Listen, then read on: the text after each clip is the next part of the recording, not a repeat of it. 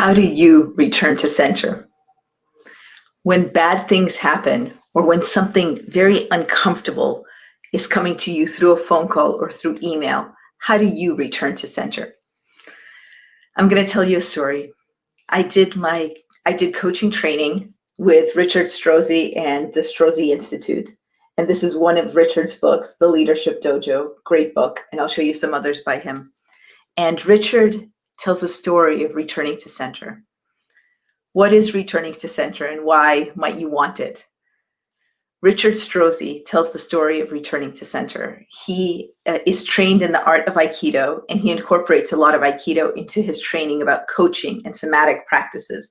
Somatic having to do with the body and how the body is involved in everybody's life, especially the life of a leader, and how do we coach leaders while incorporating everything about them, not just what they're saying or what's in their heads. That's the background. Richard Strozzi is trained in the art of Aikido, and it was such an honor to train with him and with the other incredible coaches at Strozzi Institute. And one story absolutely sticks in my head. Because Richard Strozzi comes from a background of Aikido, he had this sensei who he revered so much. And a lot of people at the dojo used to ask the sensei, "Sensei, how is it that you are so centered? We look at you and you are so calm, you are so here, you're so present, you're so centered." And the sensei replied, "It's not that I'm always centered. It's just that I return to center more quickly." And that made an impact on me. I really like that. I like the idea that we may come across, we may be seen as centered, but really what we're doing is we're just constantly returning to center. And imagine returning to center faster.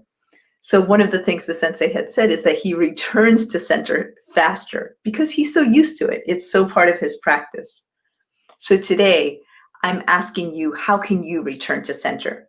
When something is an issue or a problem, or when something triggers you, how can you return to center? So I'll put this up as a question for you. And at the same time, I'll give you some possible suggestions. Now, what do I mean by a situation that might trigger you or a problem? It could be anything. It could be that you're in the middle of a conversation, a work conversation, and something just rubs you the wrong way. You might not even be able to put your finger on it, what's going on, but you might just notice a tension in your body, your mind going into ruminating off into a dark spiral. And sometimes the best thing is just, whoa, to return to center. Now, here are some ways that some people return to center. People will use all of these kinds of things. So people can use a breath, and Brian Brannigan speaks about this a lot, but people can use literally just, and nobody even really notices that you're returning to center, but it's just enough to ground you. You could use a stretch, so you really could kind of stretch a lot and get out any kind of physical tension. You won't completely get it out, but it makes a little dent. You could use a connection. You could send a text to a friend quickly. You could make a short phone call. You could hug somebody that you are at home with. So you could use a connection to come back to center. You could use writing. A lot of people journal. That doesn't tend to be the thing for me, but so many of my friends and colleagues journal.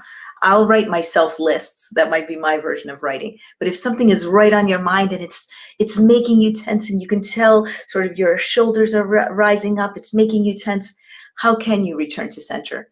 For some people, just writing down that stream of consciousness. Here's what's going on. Here are my thoughts. Here are the bad thoughts. Here are the good thoughts. Here are more bad thoughts.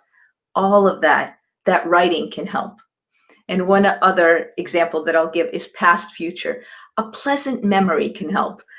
And I know what I'm suggesting may sound very superficial at first, but it's really, if you have it in your tools, in your repertoire, it's something you can come back to very quickly. So you're triggered in a meeting or you got an email. What can you do? Just really to return to a place where you're more open with your thoughts, a place where you can be more productive.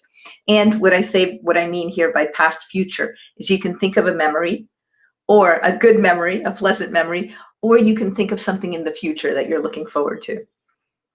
So it could be something that you might even do this weekend. It could be something small. It could be baking with your family. It could be drawing. It could be anything, just even tiny, that you're looking forward to. So these are some ways that you can return to center. What is your way? How do you like to return to center? What do you like to do when you're just triggered a little bit by an email or by something in a conversation so that you can be productive in the moment? And I will also suggest to you that there are two different times that you may want to return to center: in the moment and then more long-term. So I am a pro at the long-term return to center. The thing that I need to constantly work on and that I am constantly evaluating is my return to center in the moment. When something happens in the moment and I just, okay, I'm back. Or, oh, right, okay, right, I'm right here, I'm back. Whatever it is for you. But let me talk to you for a moment about returning to center long term. So I am a complete pro at this. You should take all your advice from me because I'm great at it, because it comes naturally to me. In fact, it might almost be a defense mechanism for me.